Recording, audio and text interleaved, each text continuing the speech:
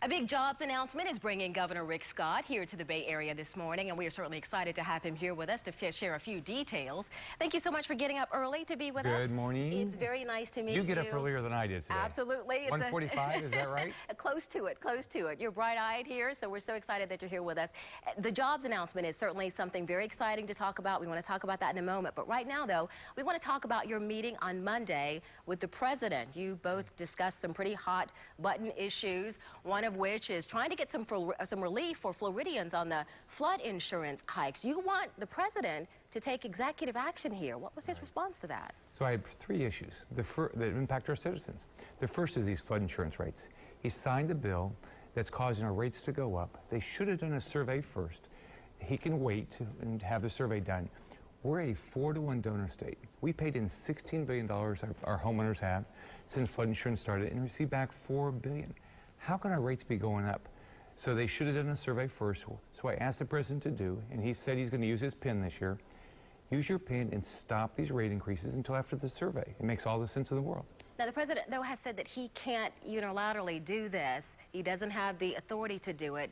You disagree? Yeah, sure. My understanding is he can, look at what he's done with Obamacare. He's postponed that a lot. But he could wait until the surveys are done.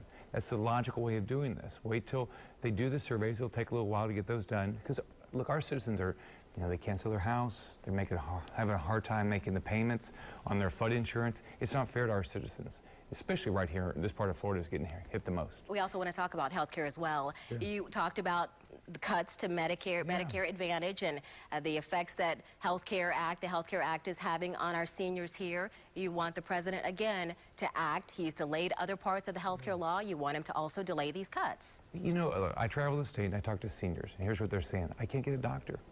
I've paid into Medicare, and now I can't get a doctor. And what we saw on Friday is big rate cuts again to Medicare. They've already said it's going to impact, getting doctors, and it's already having an impact on our seniors. It's not right. They paid into Medicare. They have expectations. They shouldn't be impacting their ability to get a doctor. The president can postpone this like he's done other parts of Obamacare.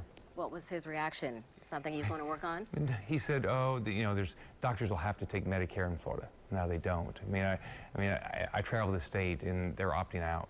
So let's also talk about Venezuela, another hot issue. You are calling for sanctions against the country as long as they limit free speech. You want the president to stand with the people of Venezuela. We need to stand with them. Look at the protesters have been killed.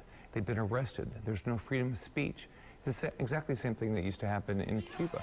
We need to stand with the Venezuelan community like we've stood with the Cuban community. He needs to consider sanctions to stop this. And he said he's not going to. So, he talked about action. There's three things that impacting our citizens. We have a lot of people from Venezuela, a lot of people from South America right here in our state, and we need to stand with them. Let's talk about this big job announcement. Of course, anytime you start talking jobs, it's very exciting news. Can you share any details this morning? Well, it's you'll hear at 9:30. It's called, the company's ConnectWise. So you should come out there and hear. Oh, you're going to make us wait. You're going to have to wait. But look, the Tampa area's had a big drop in unemployment in 3 years, gone from 11.4 to 5.9. That's pretty big. Okay, so 9:30 a lot of this jobs. morning. Biggest, Tampa's had the biggest job gains in the state in the last 3 years. All right, we want to continue that. So 9:30 this morning. 9:30, ConnectWise. No details. No details. All right. Thank you so much, Governor, for joining us this morning. Nice we appreciate you getting up early. Nice seeing you. Good to Bye-bye. see you, too.